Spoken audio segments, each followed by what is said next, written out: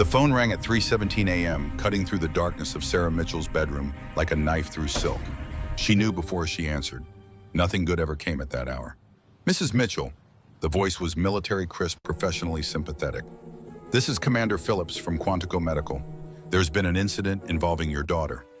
Sarah's hand found the lamp This switch. land The world has seen tilted. a lot of stories. Emma Mitchell, First Lieutenant, United States Marine Corps.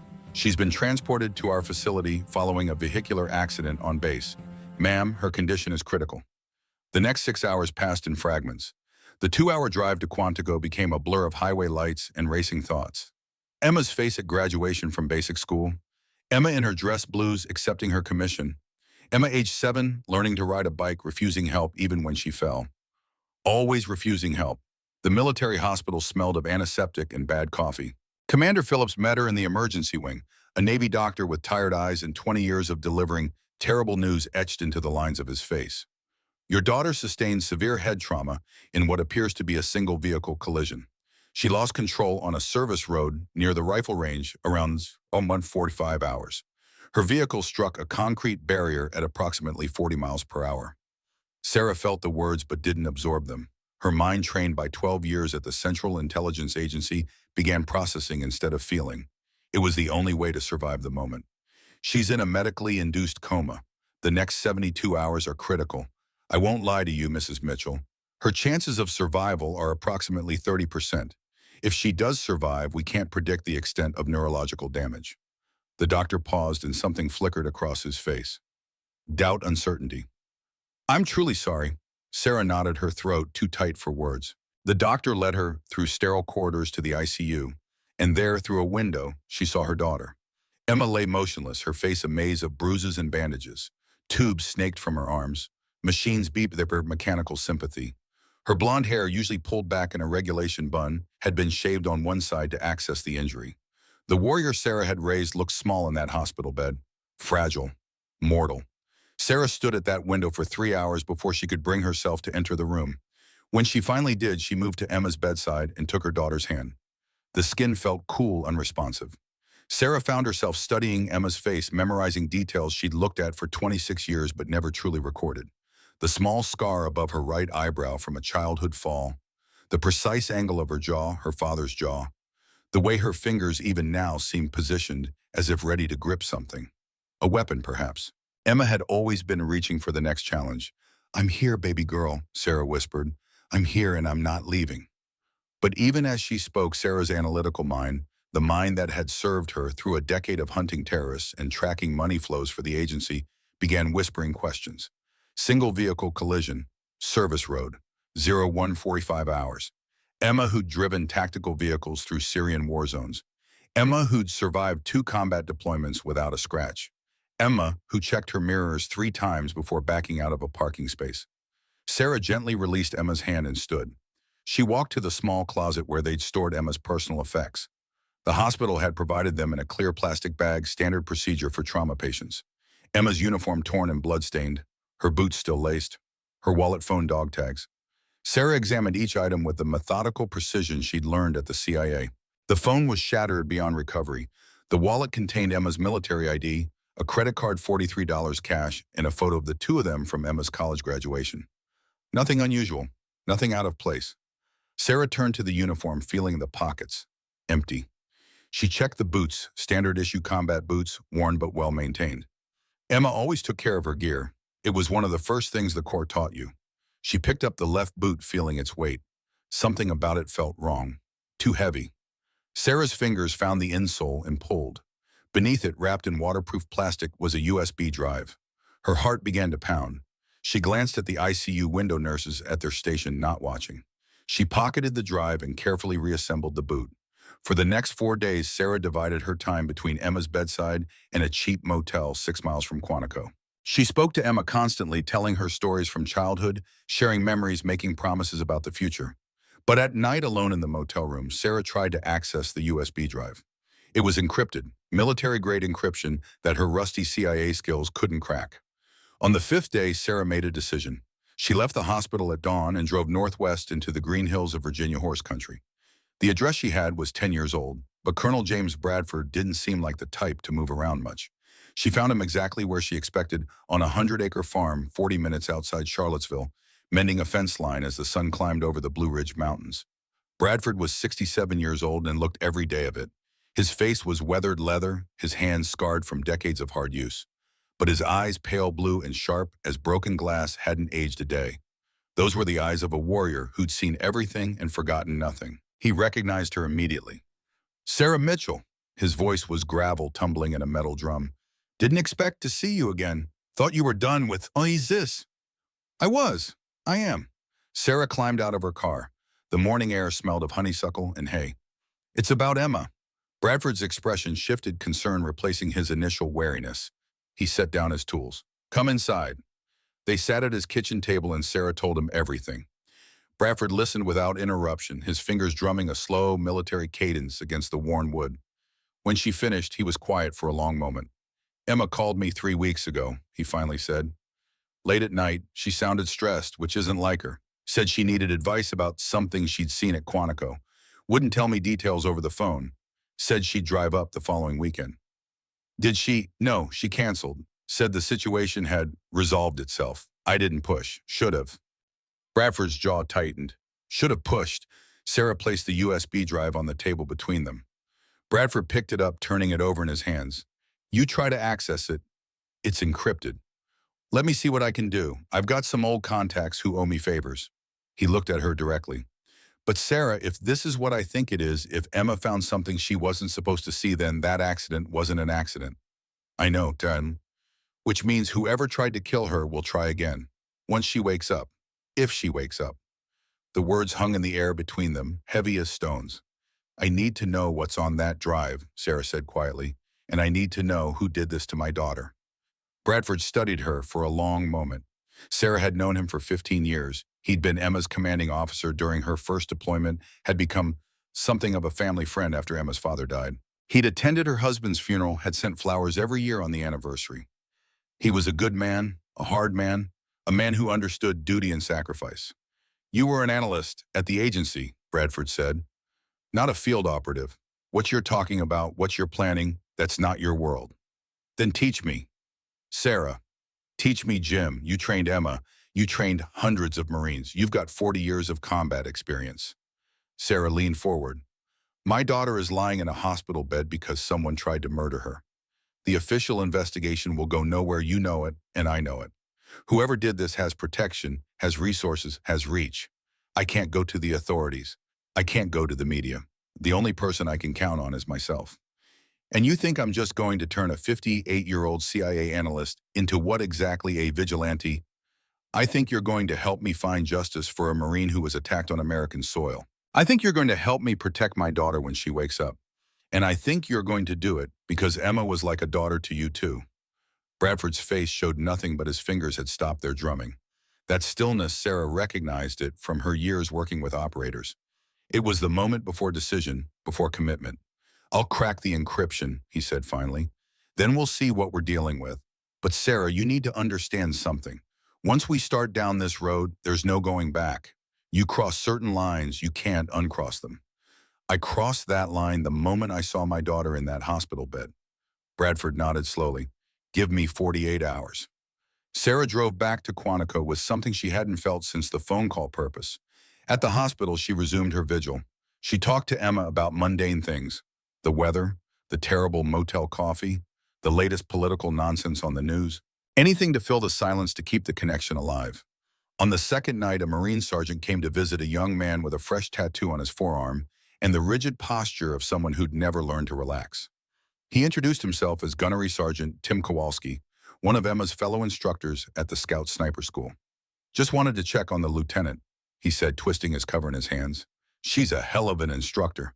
Best I've seen. Everyone at the school is pulling for her." Sarah thanked him. They made small talk for a few minutes before he left. But something about the visit felt wrong. The way his eyes had lingered on Emma. The way his fingers had kept flexing, as if working out tension. Or guilt. 46 hours after their meeting, Bradford called. His voice was tight. "Come back to the farm. Now. And Sarah, check your mirrors on the way. Make sure you're not followed." The drive took 90 minutes through growing darkness. Sarah followed Bradford's instructions, taking random turns, doubling back. watching for headlights that appeared too often. She saw nothing suspicious, but that meant little. She was rusty at this kind of work. A professional tale would be invisible to her. Bradford met her at the door with a glass of bourbon and a grim expression. "You were right," he said. "It wasn't an accident." He led her to his study, a room lined with bookcases and military memorabilia. A laptop sat open on his desk, the USB drive plugged into it. Bradford gestured for her to sit. The encryption was military grade but sloppy. Whoever set it up was good but not great. I had a former Intel guy crack it in about 6 hours. He pulled up a folder on the screen. "What Emma found," Christ, Sarah, she found something big. The folder contained photographs, dozens of them, all time-stamped, all geotagged. Sarah leaned closer, her analytical mind shifting into high gear. The first series showed a nighttime military operation in what appeared to be Syria. She recognized the architecture, the terrain, American soldiers in full combat gear. But something was wrong with the scene. The soldiers weren't engaging an enemy. They were loading equipment onto unmarked trucks. The next photos were clearer. Close-ups of wooden crates being transferred, stenciled markings visible on the wood. Sarah recognized some of the designations: M4 carbines, M249 light machine guns, fragmentation grenades, American military hardware. "Keep going," Bradford said quietly.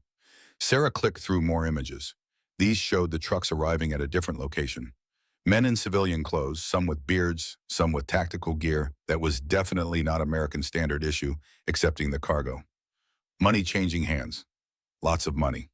"Emma took these," Sarah asked, "over a 4-month period during her deployment. She must have suspected something was wrong and started documenting.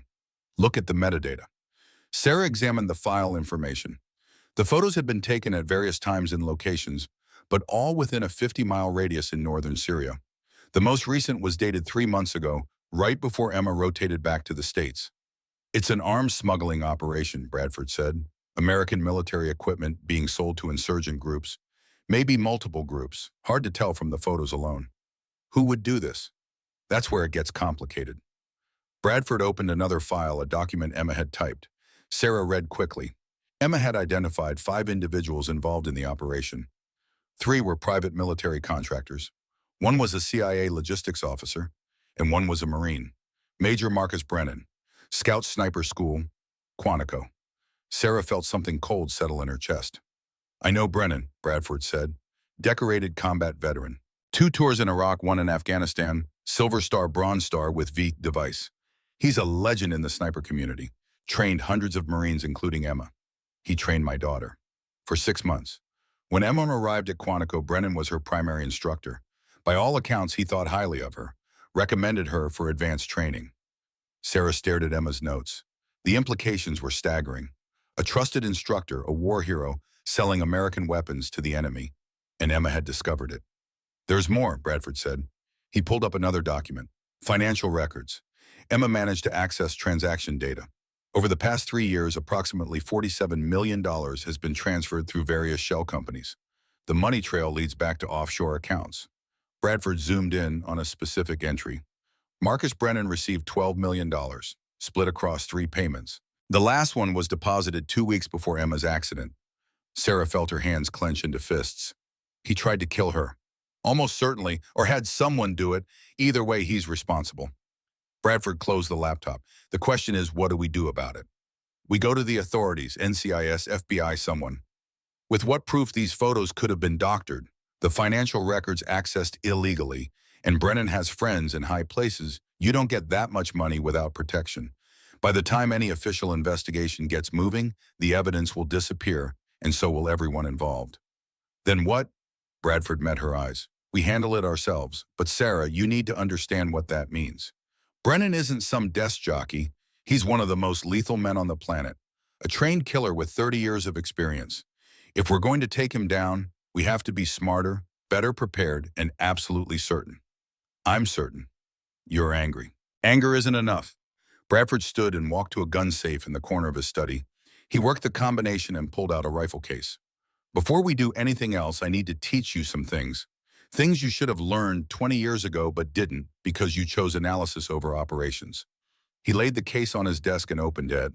Inside was a bolt-action rifle matte black tactical scope bipod folded beneath the barrel. "Remington 700, Bradford said, "chambered in .308 Winchester. civilian version of the M24 sniper system. Not the best, but it'll do for training. Sarah stared at the weapon. You're going to teach me to shoot. I'm going to teach you to be a sniper, because that's how we're going to get to Brennan. Not through the courts, not through official channels. We're going to confront him on his own ground in his own world. And in the sniper community, respect is earned through one thing only: demonstrated competence. Jim, I'm 58 years old. I haven't fired a weapon since basic firearms training at the agency, and that was over 20 years ago. Then you've got a lot of work to do. Bradford's expression softened slightly. Sarah, I know what I'm asking. I know the odds. But if Emma wakes up, and she will wake up, she's going to be in danger. Brennan can't let her live. We need leverage, we need proof, and we need the ability to protect her. The only way to get in all three is to make Brennan confess.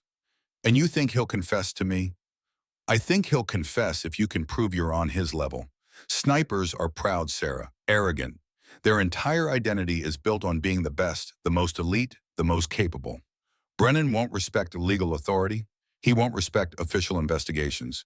But he'll respect another shooter who can match his skills. Sarah looked at the rifle, then at Bradford. The absurdity of the situation wasn't lost on her. A 58-year-old woman who'd spent her career behind a desk learning to become a sniper to confront a decorated war hero who'd tried to murder her daughter. But Emma was lying in a hospital bed fighting for her life, and someone had to fight for her. How long will it take, Sarah asked, to make you competent? 6 months minimum. To make you good enough to face Brennan, maybe never. Bradford picked up the rifle. But we don't have 6 months. We've got weeks at best. So we'll focus on the fundamentals and hope to God you're a fast learner. When do we start? Tomorrow morning, 0500, dress warm and prepare to hurt. Bradford paused. One more thing. That Marine who visited Emma Kowalski? What about him?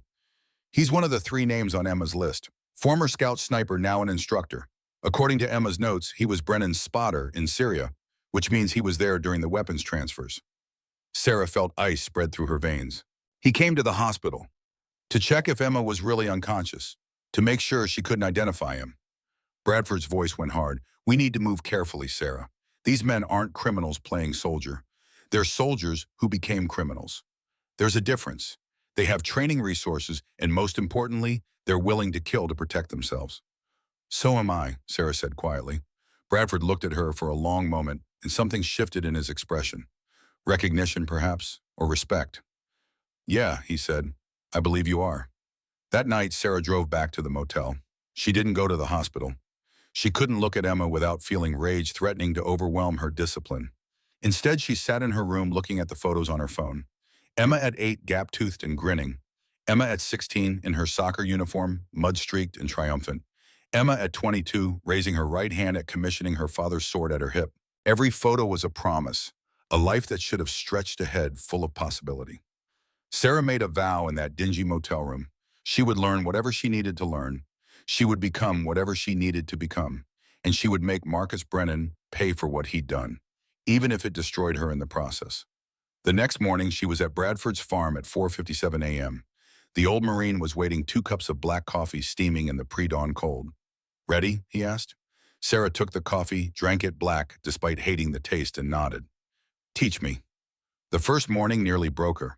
Bradford started with the basics, and the basics were humbling. They stood in a field behind his barn, targets set at 100 yards. Sarah had imagined learning to shoot would be the straightforward point-aim squeeze trigger. She was wrong about everything. Forget everything you think you know, Bradford said, handing her the Remington. A sniper rifle isn't a weapon. It's a precision instrument, and you're the computer that makes it work. Every variable matters. Temperature, humidity, barometric pressure, wind speed and direction, elevation, the spin of the earth itself. You account for all of it, or you miss. He spent the first hour teaching her how to hold the rifle properly. Cheek weld against the stock, eye relief from the scope, natural point of aim. Her shoulders ached within 20 minutes. Her neck cramped. Her fingers went numb from gripping too hard. Relax, Bradford kept saying. You're fighting the rifle. Let it become part of you. By noon, she'd fired exactly 12 rounds. She'd hit the target twice. Bradford's face showed nothing, but Sarah knew disappointment when she saw it. She'd spent 12 years reading people for the CIA. The old Marine was being kind, but his silence spoke volumes. They broke for lunch, sandwiches eaten in his kitchen, while Bradford explained ballistics. He showed her charts, diagrams, mathematical formulas that made her head spin. The trajectory of a bullet wasn't a straight line. It was a parabola affected by gravity from the moment it left the barrel. At longer ranges, wind became a hostile force pushing rounds left or right. Temperature affected air density, which affected velocity, which affected everything else. The .308 Winchester round we're using travels at approximately 2,700 feet per second, Bradford explained. Sounds fast, right? But at 1,000 yards, that bullet is in the air for over a second. In that time, a 10-mile-per-hour crosswind will push it nearly 4 feet off target. So you don't aim at the target. You aim at where the target will be when the bullet arrives, accounting for every force acting on that round during its flight.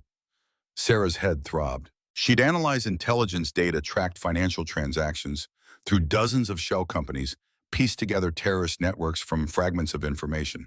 But this was a different kind of complexity.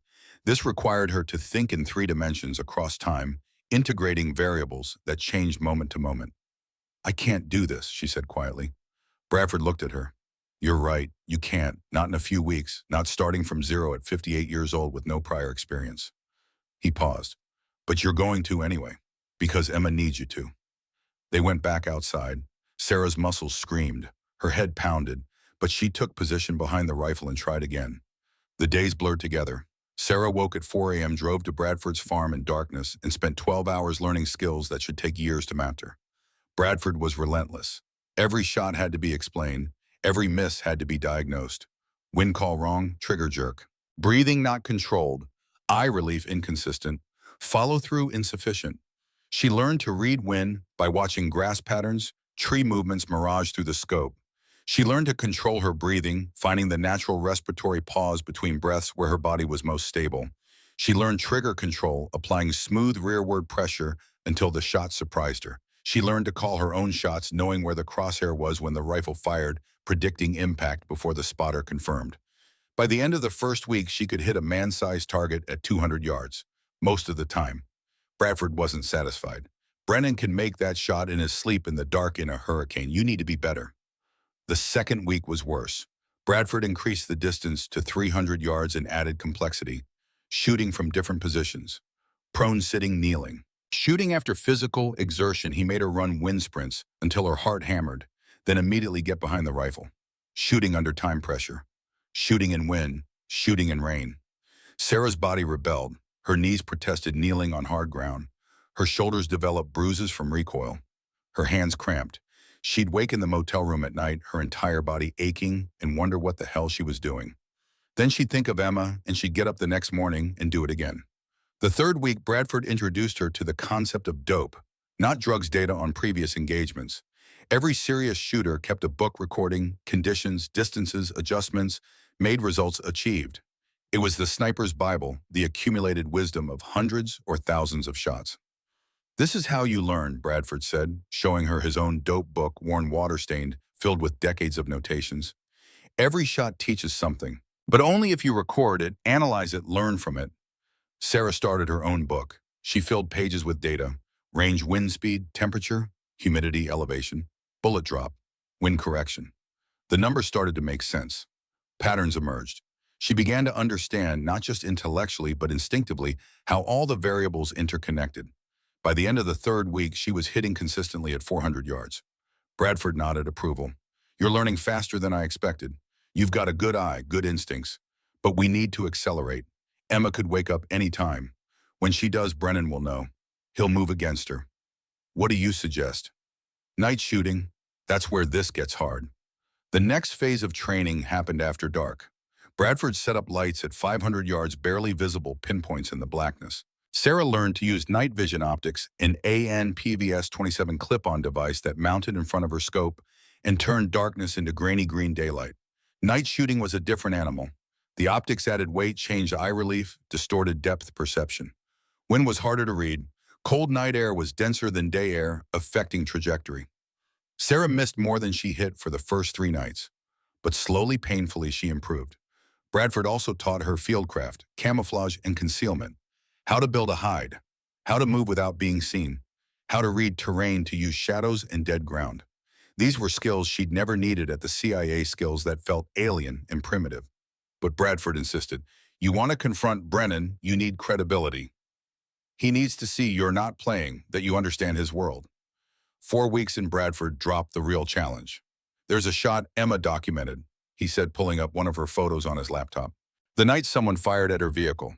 Based on the angle of impact, the location of her car, and the surrounding terrain, I've calculated where the shooter was positioned. 387 yards. At night. Target moving at approximately 30 miles per hour.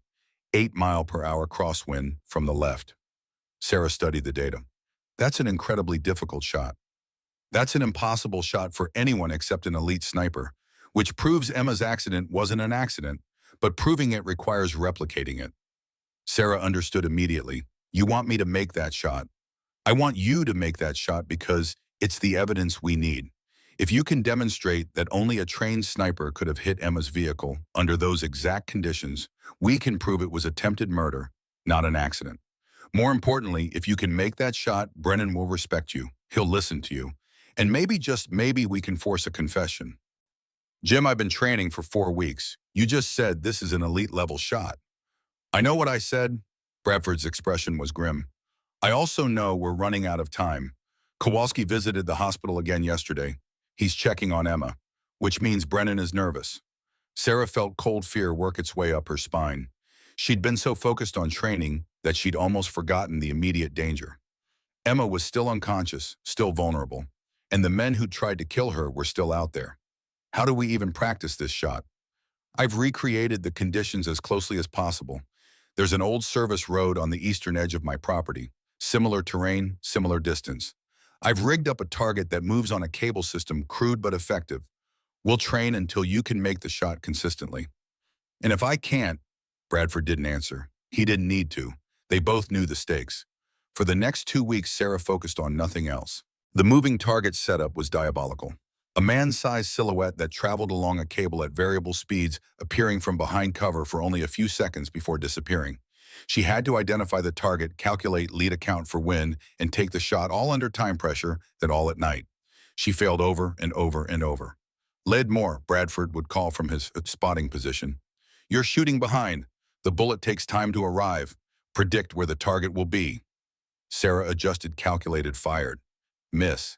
Wind shifted. You didn't compensate fast enough. Again, miss. Trigger jerk. You anticipated the shot. Let it surprise you. Again, miss. Somewhere around the 100th attempt, Sarah felt something click. Not in her mind, in her body. The rifle became an extension of herself. The crosshair seemed to move on its own, tracking the target, compensating for movement, settling into the exact right position.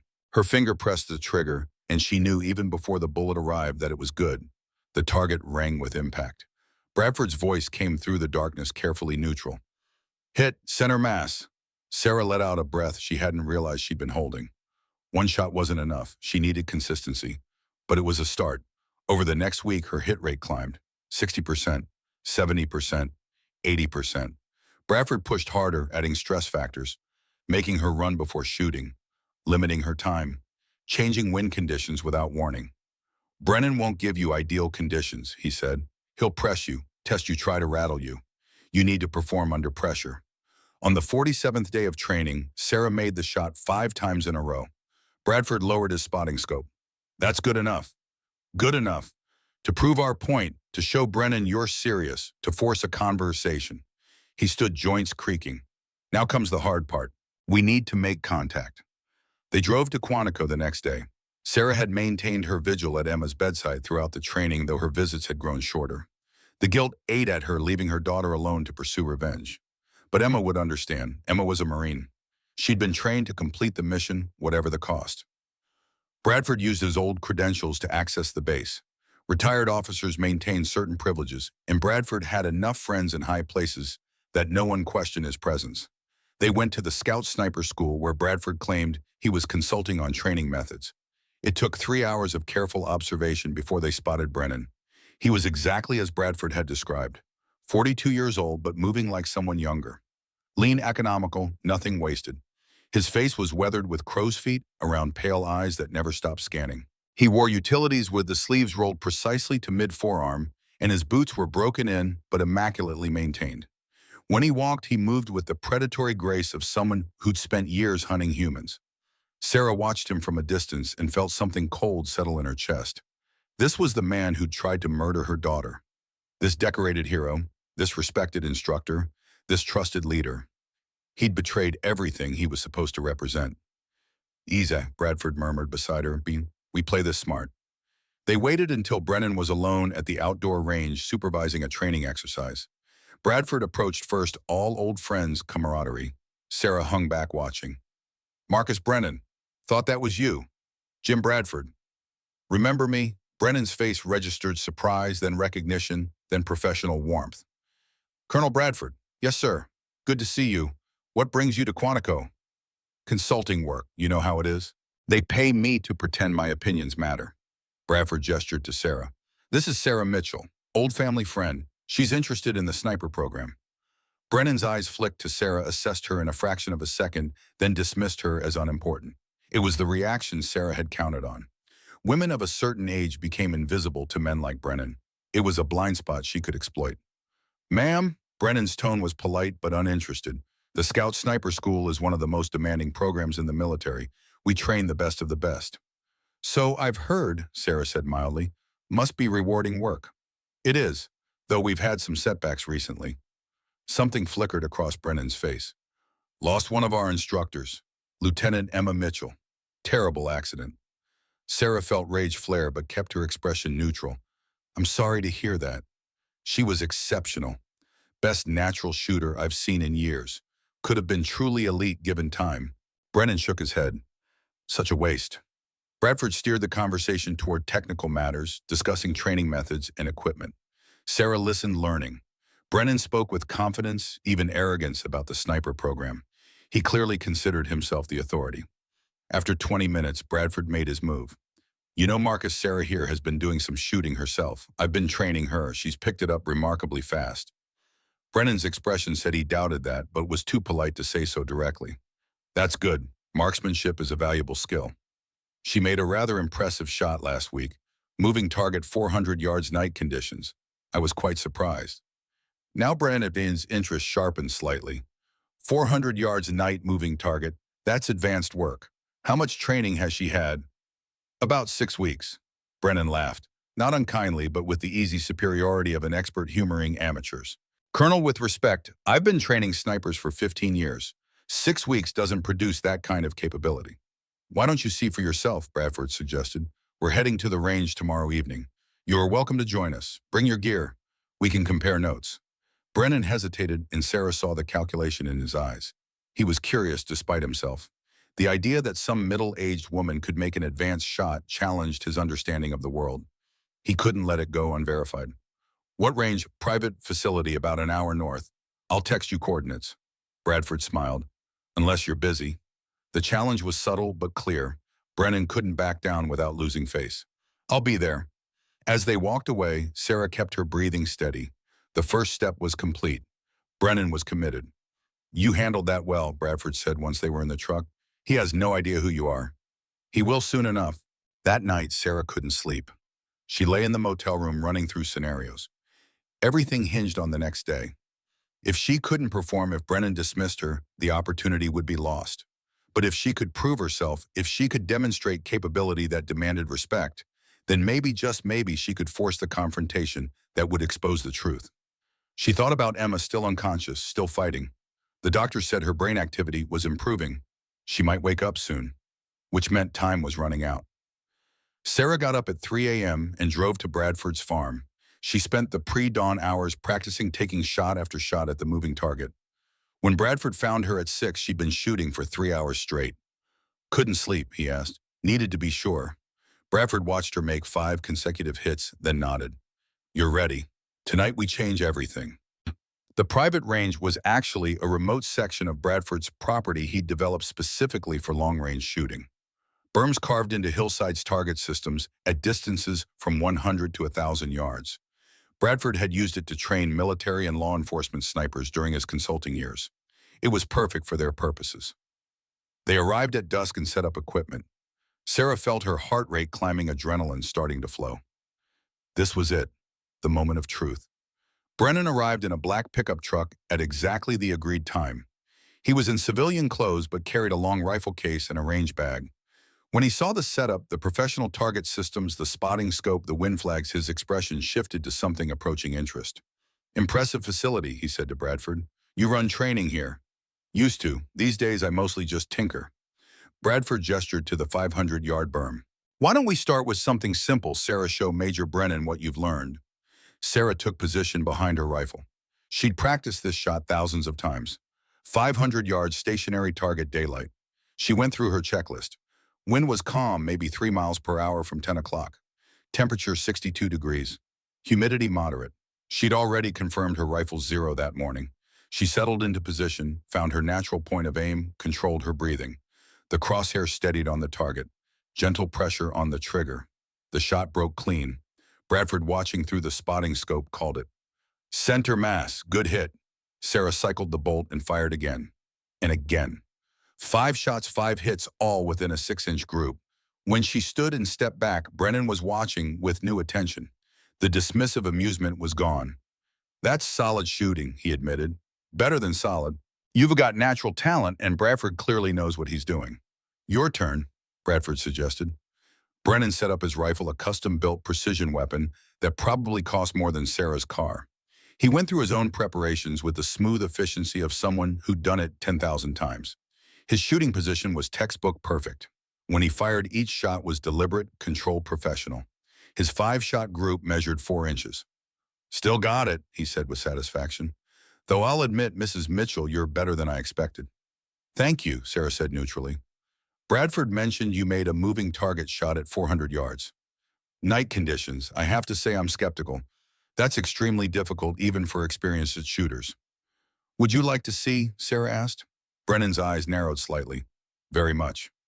As darkness fell, Bradford set up the moving target system. He explained it to Brennan, a silhouette that traveled along a cable for approximately 4 seconds before disappearing, simulating a vehicle passing through a gap. Range 387 yards. Target would pass through twice, then Sarah would take her shot on the third pass. Brennan studied the setup with growing respect. "This is sophisticated. You didn't build this in 6 weeks.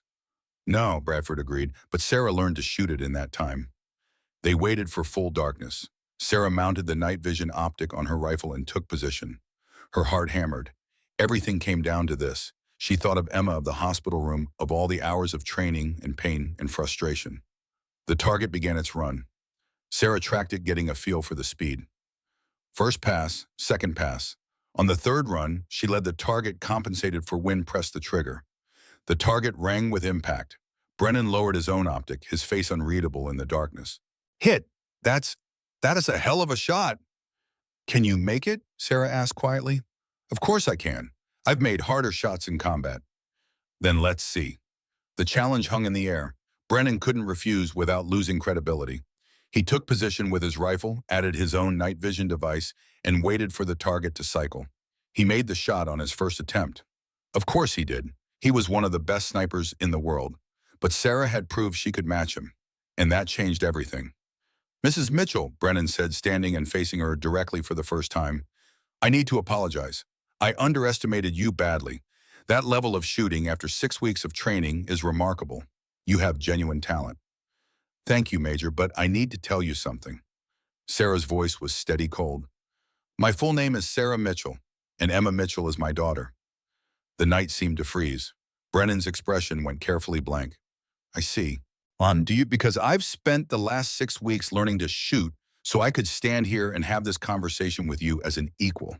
So you take me seriously when I say this. I know what you did. I know about Syria. I know about the weapons smuggling.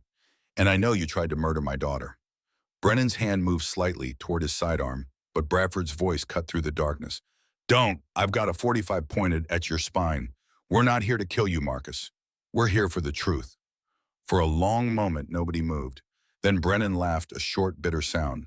"You've got balls, I'll give you that. Both of you. But you're making a mistake. A serious mistake." "The only mistake," Sarah said, "was thinking you'd get away with it. Emma documented everything. The weapons transfers, the money, all of it. She's waking up Major Brennan. And when she does, she's going to testify. You can't kill everyone. Eventually, the truth comes out." "You have no idea what you're dealing with," Brennan said. His voice had gone flat, dangerous. Emma found something, yes, but she found the tip of something much bigger. And if you keep pushing, you're going to discover that some truths are better left buried.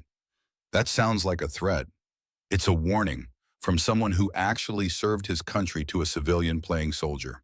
Brennan's contempt was palpable. You made some impressive shots tonight. Congratulations. But marksmanship doesn't make you a warrior. It doesn't give you the right to interfere in matters of national security. National security? Sarah's voice rose. You sold American weapons to insurgents. You got rich while Marines died. Don't you dare hide behind national security. You don't understand how the world works, how it really works. Sometimes ugly things are necessary. Sometimes people get hurt so that greater goods can be accomplished. Your daughter found evidence of an operation she wasn't cleared to know about. She made herself a liability. You tried to murder her. I did what was necessary to protect something bigger than one idealistic lieutenant. Brennan took a step forward, and Bradford's voice stopped him again. Stay put, Marcus. Brennan froze but continued speaking. You want me to confess? Fine. Yes, I was involved in Syria. Yes, Emma discovered it. Yes, I reported her as a security risk. What happened after that, I don't know. I wasn't the one who caused the accident. But was I relieved when I heard she was out of the picture? Absolutely. Sarah felt rage threatening to overwhelm her control. Who tried to kill her, if not you, then who? That's above my pay grade. I make recommendations. Other people make decisions. That's how these things work. Give me a name. Or what? You'll shoot me. Go ahead, see where that gets you. Without me, you've got nothing. Some photos that could be explained away, some financial records obtained illegally, and the word of a comatose Marine who may never wake up. You need me alive, Mrs. Mitchell. You need me to testify, which means you need to let me walk out of here. Bradford spoke from the shadows. He's right, Sarah. We can't prove anything without him. And if we kill him, we're murderers ourselves. Sarah knew Bradford was right, but knowing didn't make it easier. She stood there, rifle in hand, facing the man who'd destroyed her daughter's life, and felt helpless. Brennan sensed the shift. Smart woman, here's what's going to happen. I'm going to leave. You're going to stay away from me, stay away from Quantico, and stop playing detective. Emma will wake up or she won't. Either way, this ends here. He started toward his truck. Sarah's finger tightened on the trigger, but Bradford's hand appeared on her shoulder. Let him go. Brennan reached his vehicle and then his phone rang. He answered, listened, and his face went pale even in the darkness. When he asked, a pause. Is she? Another pause. Understood. He lowered the phone and looked at Sarah. Something had changed in his expression. Fear, perhaps, or resignation. That was Quantico Medical, he said quietly. Your daughter woke up an hour ago. She's conscious to talking, giving statements to NCIS. Sarah felt the world tilt. Emma was awake. Emma was alive and conscious and talking.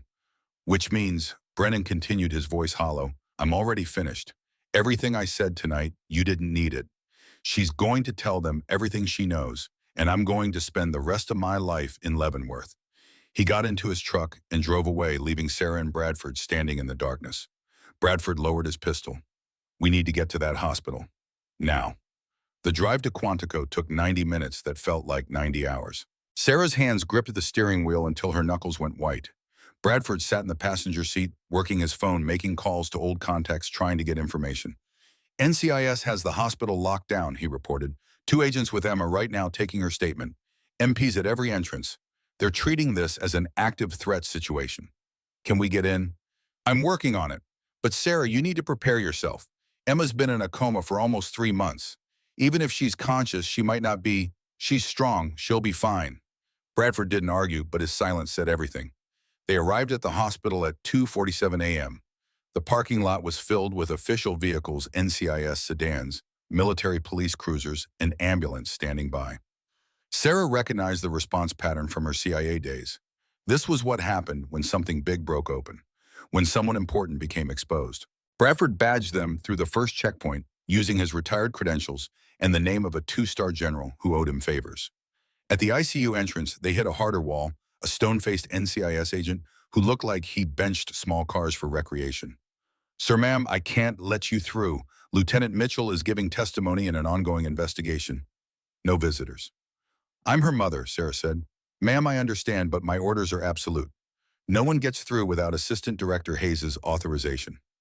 Bradford pulled out his phone again. More calls, more favors called in, 20 minutes of negotiation. Finally, a woman in a dark suit emerged from the ICU, Assistant Director Catherine Hayes, NCIS 50s, with the bearing of someone who'd spent a career making hard decisions. Colonel Bradford, we've met before, I believe. Operation Sandpiper, 2015. Good memory. This is Sarah Mitchell, Emma's mother. Hayes studied Sarah with eyes that missed nothing. Mrs. Mitchell, your daughter has been very cooperative. She's provided detailed testimony about activities in Syria that involve several active duty personnel and civilian contractors. This is going to be a complex investigation with significant national security implications. Can I see her? In a moment. First, I need to ask you some questions. You've been conducting your own investigation into your daughter's accident, haven't you? Sarah hesitated. Bradford spoke instead. We've been looking into some inconsistencies, as any concerned family would. Don't insult my intelligence, Colonel. You accessed Lieutenant Mitchell's encrypted files. You identified suspects. And tonight you had a confrontation with Major Marcus Brennan at a private shooting range. Hayes' expression didn't change. Yes, we know. Brennan called his attorney immediately after leaving your location. The attorney contacted us, which means you're now witnesses in a federal investigation, and anything you've learned is potentially compromised evidence. We didn't break any laws, Sarah said. That's debatable. Accessing classified information without authorization, conducting unsanctioned surveillance of military personnel, potentially intimidating a witness. Hayes ticked off items on her fingers. But that's not why I'm here. I'm here because your daughter's testimony corroborates everything you found, and because I need to know exactly what Major Brennan said to you tonight. They spent the next hour in a small conference room giving statements. Sarah recounted the entire conversation, every word she could remember.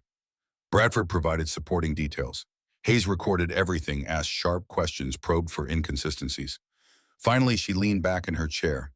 Major Brennan made several admissions that are useful, but he was also careful.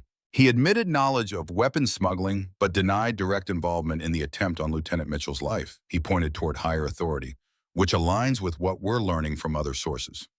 What do you mean? Sarah asked. Hayes was quiet for a moment, making some internal calculation. Lieutenant Mitchell's investigation uncovered a multi-year operation involving arms trafficking, but the scope is larger than she realized. We're looking at involvement from DoD personnel, CIA contractors, and private military companies. The money trail goes through at least 6 countries. This isn't just a few corrupt soldiers. This is an organized network. How high does it go? High enough that people are nervous, very nervous, which brings me to my concern. Lieutenant Mitchell is awake, but she's still vulnerable. The people behind this operation have already tried to kill her once. They'll try again if they get the chance. Sarah felt ice spread through her chest. You said the hospital was locked down. It is, for now, but we can't maintain this level of security indefinitely. At some point, Emma will need to be moved, will need to resume her life. And when that happens, she'll be exposed. So what do? We move fast, we arrest everyone involved before they can react. We've already taken Major Brennan into custody. He was picked up 30 minutes ago. We're executing warrants on 2 CIA contractors and a logistics officer. But the person we really need is the one Brennan reported to, the one who made the decision to eliminate Lieutenant Mitchell as a threat. Bradford leaned forward. Do you know who that is? We have suspicions. Your daughter provided a name. Jonathan Marshall, Deputy Director of Operations CIA. Do you know him, Mrs. Mitchell? Sarah felt the floor drop out from under her. Jonathan Marshall. The name hit her like a physical blow.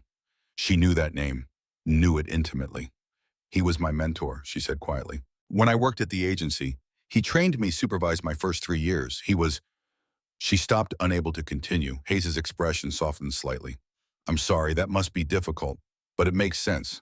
Marshall would have known about your daughter, through you, would have known her capabilities, her integrity. When she stumbled onto Sandstorm, that's the operation's code name, he would have seen her as a threat that needed to be eliminated. Sandstorm, Sarah repeated numbly, a covert operation designed to prolong conflict in Syria by ensuring both government forces and insurgent groups remained armed and capable. The stated justification was maintaining American influence in the region and preventing any one faction from achieving dominance. The real motivation appears to be financial. The operation generated substantial profits for everyone involved. How much? We've traced $47 million so far. Probably more we haven't found. Marshall's take was approximately $15 million spread across various accounts and investments. Sarah thought of Jonathan Marshall, the patient mentor who'd taught her tradecraft, the godfather figure who'd attended her wedding, who'd sent flowers when her husband died, the man who'd built his career on protecting American interests abroad. He'd tried to murder her daughter for money. "Can I see Emma now?" Sarah asked. Hayes nodded. "She's been asking for you." They walked through corridors that smelled of antiseptic and in fear. Sarah's legs felt mechanical, disconnected from her body. She'd spent 3 months preparing for this moment, working toward the goal of Emma waking up. Now that it had happened, she felt strangely unprepared. Hayes stopped outside a private room. 2 NCIS agents flanked the door. "I'll give you privacy, but Mrs. Mitchell, your daughter, is traumatized. She's been through an ordeal most people can't imagine. She's going to need support, not questions." "Not yet." Sarah nodded and pushed through the door. Emma sat propped up in the hospital bed, and Sarah's heart broke at the sight. Her daughter looked fragile in a way she'd never been before. The right side of her head was still bandaged. Her face was pale bruised. She'd lost weight, muscle mass melted away by months of inactivity. But her eyes were alert, aware, and filled with an emotion Sarah couldn't quite identify. "Mom," Emma said, and her voice cracked on the word. Sarah crossed the room and gathered her daughter into her arms, careful of the IV lines and monitors. Emma clung to her with surprising strength, her body shaking with silent sobs. They held each other without speaking for a long time. Sarah stroked Emma's hair the way she'd done when Emma was small and frightened by thunderstorms.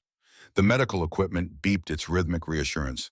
Beyond the window, dawn was beginning to break over Quantico. Finally, Emma pulled back, wiping at her eyes. "They told me it's been almost 3 months. I remember the accident, no, the attack.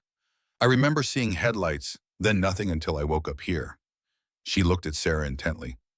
"Mom, your hands. They're different, calloused." Sarah glanced down at her hands. Emma was right. 3 months of gripping rifle stocks, of shooting hundreds of rounds, had changed them. They were the hands of someone who'd done physical labor. "I've been learning some new skills," Sarah said carefully.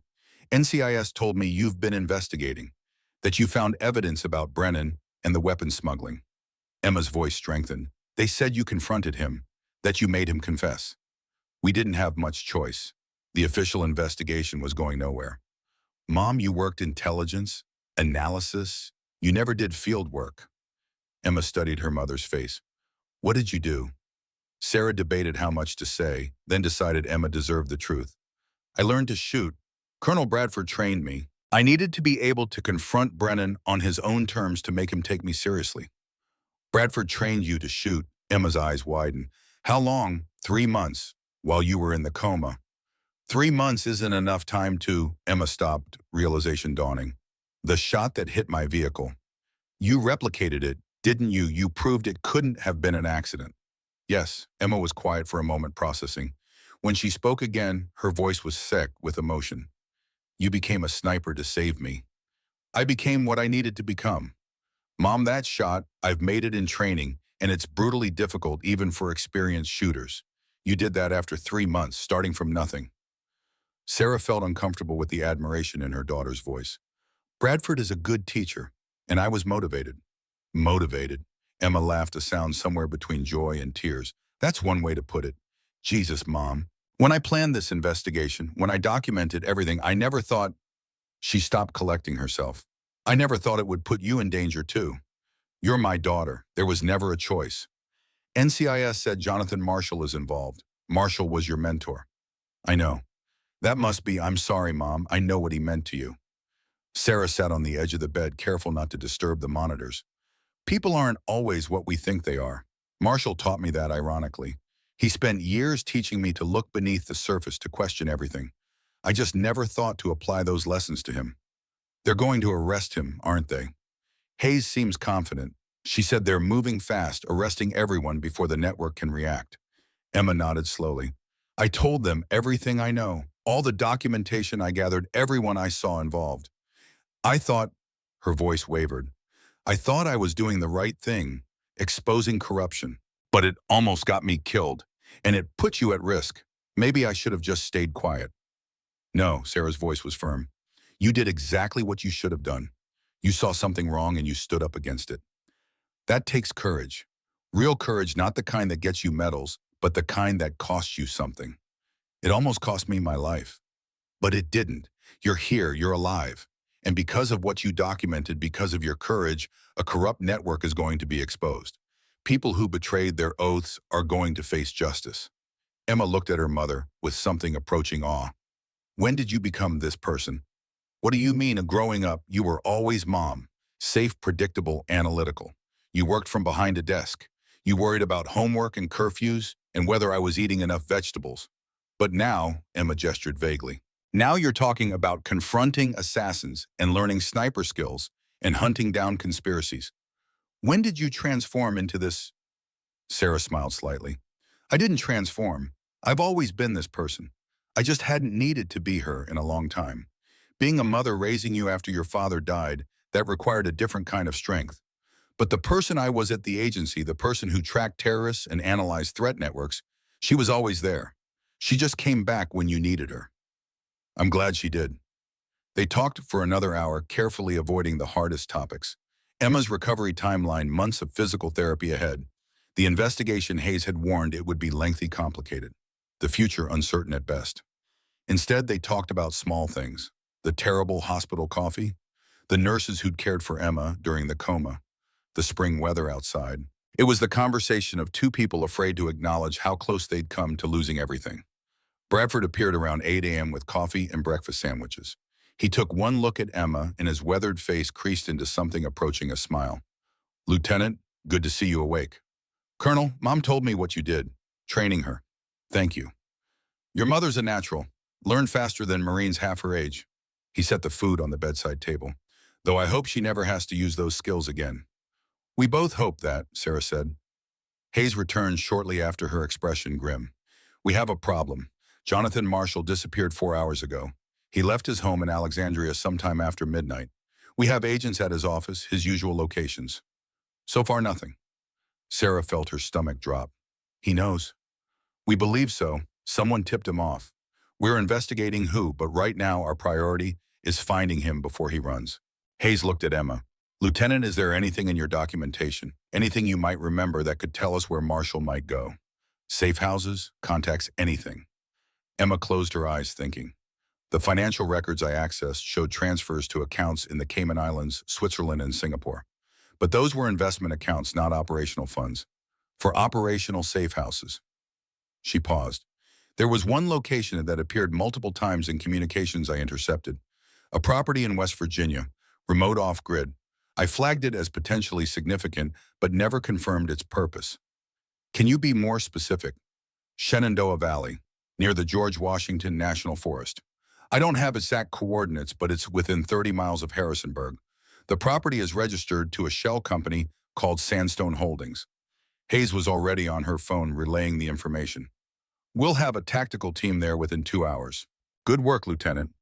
After Hayes left, Sarah felt a strange restlessness. Marshall was running. The man who'd tried to kill Emma, who'd betrayed everything he was supposed to represent, was attempting to escape justice. It felt wrong to sit in a hospital room while that happened. Bradford seemed to read her thoughts.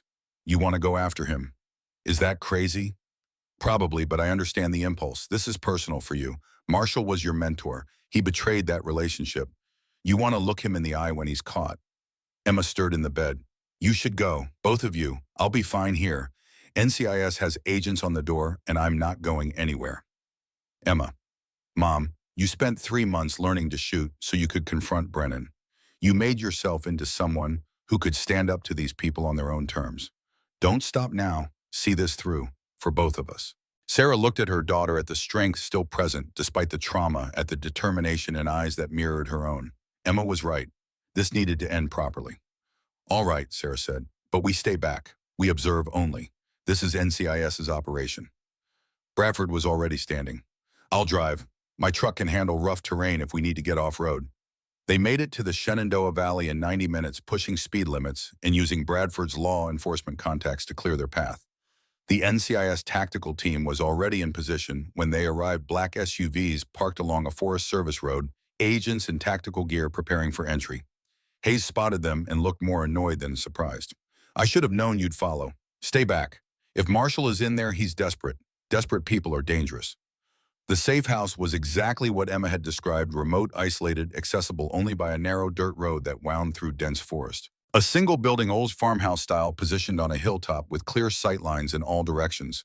Defensible. The tactical team moved in with professional precision. Sarah and Bradford watched from a distance through binoculars as agents surrounded the structure. The breach happened fast. Flashbangs shouted commands entry through multiple points simultaneously. 3 minutes later, an agent emerged and radioed to Hayes. Sarah couldn't hear the transmission, but Hayes's expression told the story. They'd found someone. Hayes walked back to where Sarah and Bradford waited. Marshall's inside. He's not coming out. Says he'll only talk to one person. She looked directly at Sarah. You. Sarah felt her heart begin to pound. Why me? He says you're the only one who'll understand, that he owes you an explanation. Hayes's tone was flat. I don't like it. It could be a hostage situation, a trap. But he's unarmed, we've confirmed that with thermal imaging. And having him surrender peacefully would be preferable to an extended standoff. What do you want me to do? Talk to him. Get him to surrender. Don't go inside. We'll set up a communication point at the front porch. You talk, he talks. Hopefully he comes out with his hands up. Sarah looked at Bradford. The old Marine nodded slowly. I'll be right here, covering you. They walked up the dirt road together. The farmhouse looked abandoned, neglected. Paint peeled from the siding. Windows were dark, but Sarah could feel eyes watching from inside. Hayes positioned her on the porch, then withdrew with her team. Sarah stood alone facing a door that might contain a man who'd shaped her career and tried to murder her daughter. Jonathan, she called. It's Sarah, Sarah Mitchell. They said you wanted to talk. Silence. Then from inside, a voice she hadn't heard in 12 years but recognized instantly. Sarah, thank you for coming. I know you have no reason to trust me, but I'm unarmed. I need you to understand something before this ends. Then come out. Surrender. We can talk at NCIS headquarters. No, what I need to say I can only say here. Away from cameras, recordings, official statements. This is between us, mentor and student, or what we used to be. Sarah hesitated. Hayes had said not to go inside, but something in Marshall's voice, resignation maybe, or genuine regret, made her reconsider. I'm coming in, she said. Slowly. Don't do anything stupid. She pushed open the door. The interior was dim, lit only by morning light filtering through dirty windows. The space was sparsely furnished, a table, some chairs, a sleeping bag in the corner. Marshall sat at the table, hands visible, empty. He looked older than Sarah remembered. 68 now, hair completely gray, face lined with stress and sleepless nights. But his eyes, those sharp, analytical eyes, were the same. Sarah, you look well. Different, but well. I learned some new skills. So I heard, Bradford trained you. You confronted Brennan, made him confess. Marshall smiled slightly. That's impressive. I trained you to analyze threats, not confront them directly. You exceeded my expectations. Don't patronize me, Jonathan. You tried to kill my daughter. I gave an order to eliminate a security threat. I didn't try to kill anyone personally. There's a distinction. Not to me, Marshall nodded. Fair enough. For what it's worth, I never wanted it to come to that. Emma was exceptional. I watched her career after you mentioned her. Talented, dedicated, everything the Corps looks for. If she'd just looked the other way, if she'd understood that some operations exist in moral gray zones, none of this would have happened. She was exposing arms trafficking, weapons sold to insurgents who kill Americans. There's no gray zone there. You're thinking small, Sarah. You always did. You could analyze a network, brilliantly track money flows, identify connections, but you never understood the larger strategic picture. Then explain it to me. Marshall stood and walked to the window, careful to keep his hands visible. What is America's greatest threat? Not terrorism, not rogue states. Our greatest threat is irrelevance. The world is changing. China is rising. Russia is resurgent. The Middle East is chaos.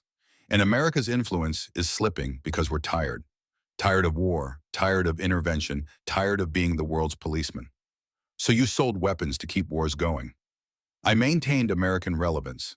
Sandstorm wasn't about profit, though. Yes, people got rich. It was about ensuring ongoing conflict in Syria so that American presence remained justified, so that our military maintained funding, our intelligence services maintained authority, our defense contractors maintained their capabilities. The moment we achieve peace, we become unnecessary. And unnecessary agencies get shut down. Sarah felt disgust rising in her throat. You're justifying murder and corruption as patriotism. I'm explaining reality. You worked for the agency long enough to know how it works. Black budgets, off-books, operations, moral compromises in service of larger goals. You made those compromises yourself. I read your file, the operation in Baghdad 2006. You authorized enhanced interrogation of a suspect who later died. You signed off on it. Sarah flinched. That was her darkest secret, the thing that had driven her to leave the agency, a mistake that haunted her still. I was wrong, she said quietly. I regret that decision every day. But you made it, because in that moment you believed the intelligence we'd gain was worth the cost. You weighed lives in a balance and chose. That's what I've been doing for 30 years. Choosing. Someone has to. Not this way, not by betraying the people who trust you. Marshall turned to face her. Emma trusted me. She reached out through back channels, asked for advice about what she'd found. She thought I'd help her expose Sandstorm. Instead, I reported her as a threat. Do you know why, Masade? Because you're corrupt. Because she represented everything wrong with the next generation. Idealistic, inflexible, unable to understand nuance. She would have destroyed an operation that was keeping America relevant in a critical region. She would have done it for principles, for honor, for abstract notions of justice. And she would have weakened her country in the process. You almost killed her. Yes, and I'd do it again given the same circumstances. Because what I was protecting was more important than one life. Even a life as promising as Emma's. He paused. That's what I needed you to understand, Sarah. This isn't about good and evil. It's about different kinds of good. The personal versus the national. The individual versus the system. Sarah felt something shift inside her. She'd come here expecting what anapology remorse. Instead, she was getting a philosophy lecture from a man who'd made peace with his own monstrosity. You're wrong, she said. You're not a patriot making hard choices.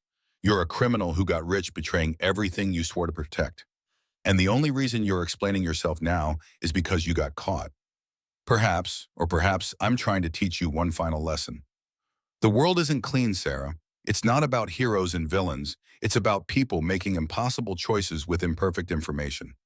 I chose to maintain American power through morally questionable means. Emma chose to expose that consequences be damned. You chose to hunt me down through a legal investigation and confrontation. None of us are innocent. We're all just trying to do what we think is right. I'm nothing like you. No, you accessed classified information without authorization. You conducted unsanctioned surveillance. You confronted a military officer with threats and coercion. You became exactly what you needed to become to achieve your goal, just like I did. Marshall moved toward the door, hand still visible. I'm going to surrender now. But remember this conversation, Sarah. Remember it when they put me on trial and paint me as a monster. Remember that we're not so different. You'd do anything to protect your daughter. I do anything to protect my country. We just have different definitions of what needs protecting. He walked out onto the porch, hands raised. NCIS agents swarmed immediately, cuffing him, reading him his rights. Marshall didn't resist. He looked back at Sarah, once something in his expression that might have been respect or pity or both. Then they took him away. Bradford appeared at Sarah's side. You all right? I don't know. He tried to make it all sound reasonable, like what he did was justified. Evil usually does sound reasonable when the person doing it explains it. That's what makes it dangerous. Bradford put a hand on her shoulder. But you know the truth. He tried to kill Emma. Nothing justifies that. No philosophy, no greater good, nothing. They drove back to Quantico in silence. Sarah's mind replayed the conversation, analyzing Marshall's words, searching for truth among the lies. Had he really believed what he said? That national interest justified individual casualties? Or was that just the rationalization of a man who'd gotten rich on corruption? She didn't have answers. Maybe she never would. At the hospital, Emma was sleeping peacefully. Sarah sat in the chair beside her bed and watched her daughter breathe. The monitors beeped their steady rhythm. Outside, the sun climbed toward noon. Hayes stopped by an hour later. We've arrested 17 people so far. Military personnel, CIA contractors, logistics officers. The investigation will take months, maybe years. But we've got Marshall. That's what matters. What happens now? Trials eventually. Congressional hearings probably. This is going to be a major scandal. Everyone involved will face serious consequences. Hayes paused. Including you and Colonel Bradford potentially. What you did accessing classified information, confronting suspects without authority, that's problematic from a legal standpoint. I understand. However, Given the circumstances, given that your investigation provided critical evidence, and given that you were operating to protect your daughter after official channels failed, Hayes allowed herself a small smile. I think we can work something out. No charges. But you'll need to testify. Tell the full story. I can do that. Good. Your daughter's testimony will be crucial too once she's recovered enough. But take your time. Justice can wait a few weeks for healing. After Hayes left, Emma stirred and opened her eyes. Mom, how long was I asleep? A few hours. Rest is good. You need it. Did they catch Marshall? Yes, he's in custody. It's over, sweetheart. It's finally over. Emma reached for Sarah's hand. What happens to us now? Sarah squeezed her daughter's hand gently. We recover. We testify. We make sure justice gets done. And then, she paused thinking, then we figure out what comes next. A new chapter. What kind of chapter?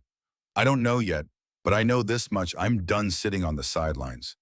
These last 3 months, learning to shoot, investigating, fighting for you, that woke something up in me. Something I'd buried when I left the agency. I'm not ready to go back to quiet retirement. Emma smiled. Mom, the vigilante. I like it. Not vigilante, maybe consultant. There are cases the official system can't handle. People who need help that doesn't come through normal channels. Bradford mentioned he gets requests sometimes. People who need someone with specific skills, specific experience. You'd work with Bradford. Maybe, if he's interested, teaching shooting, conducting investigations, helping people who can't help themselves through normal means.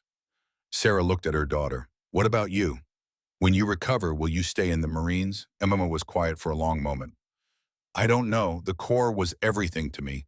But after what happened, discovering that corruption goes so high that even decorated officers can be traitors, I'm not sure where I fit anymore. You don't have to decide now. Focus on healing. Everything else can wait. They sat together in comfortable silence as afternoon light filled the hospital room. Outside, Quantico continued its daily routine, Marines training weapons, firing the machinery of military life, grinding forward. But in this small room, two women who'd been transformed by violence and loss simply existed together, grateful to have survived. Bradford knocked softly and entered carrying coffee. Thought you might need this. It's been a long day. A long 3 months, Sarah corrected. True enough. Bradford handed out the cups. Hayes told me the charges situation. Looks like we're in the clear. She told me too. Thank you, Jim, for everything. The training, the support, the backup. I couldn't have done this without you. Yes, you could have. You're tougher than you give yourself credit for. I just provided the technical skills. He looked at Emma. Your mother became a hell of a shot, Lieutenant. Better than some Marines I've trained. She's got natural talent. Emma grinned. Thinks she could qualify for Scout Sniper School? At her age, no. But in her prime, absolutely. She's got the temperament, patient, analytical, focused. And once she sets her mind to something, nothing stops her. Sarah felt herself blushing. I had good motivation. The best motivation. Love. Bradford set his coffee down. Listen, I've been thinking. Those cases I mentioned, the consulting work, I'm getting too old to handle it all myself. My knees are shot. My back's worse. I could use a partner. Someone smart, capable, willing to do what's necessary when the system fails. Are you offering me a job? I'm offering you a purpose, if you want it. No pressure. Sarah looked at Emma, who nodded encouragingly. Then she looked at Bradford, this hard old warrior, who'd taught her more in 3 months than she'd learned in 12 years at the CIA. When do I start? When Emma's back on her feet. Family comes first. Always. They spent the rest of the afternoon together, talking about small things and large things and everything in between. The investigation, the trials to come, the future they'd build from the wreckage of the past 3 months. It wasn't the future any of them had imagined, but it was theirs, earned through blood and determination and a mother's love that refused to accept defeat. As evening approached, Bradford left to give them privacy. Sarah sat with Emma, watching her daughter drift in and out of sleep. She thought about Marshall's words about choices and morality and the gray spaces between right and wrong. Maybe he'd been right about one thing: the world wasn't clean. It was messy and complicated and full of people making impossible decisions. But some things remained clear. Emma had chosen to expose corruption, knowing the risk. Sarah had chosen to fight for her daughter, becoming someone new in the process. Bradford had chosen to help them, even knowing it might cost him. Those choices, driven by love and integrity and the refusal to accept injustice, would always be right. The machines beeped their steady rhythm. Emma breathed peacefully. Outside, stars began to appear in the Virginia sky. Sarah Mitchell, former CIA analyst, turned sniper, turned justice seeker, sat in that hospital room and felt something she hadn't felt in months. Peace. Not the peace of ending, but the peace of beginning. Whatever came next, whatever challenges awaited, she'd face them. Not alone, but with her daughter and their unlikely ally. Together, they'd navigate the messy, complicated world. Together, they'd do what needed to be done. The reckoning was complete. But the story, their story, was just beginning. 6 months later, Sarah stood in a federal courtroom in Alexandria, Virginia, watching Jonathan Marshall receive a sentence. The judge's voice was flat, devoid of emotion. Jonathan Marshall, you have been found guilty of conspiracy to commit murder, arms trafficking, corruption of government officials, and treason. The court sentences you to life imprisonment without possibility of parole to be served at the United States Penitentiary, Florence ADX, Colorado. Marshall, in an orange jumpsuit, showed no reaction. His eyes found Sarah's across the courtroom. She held his gaze unflinching.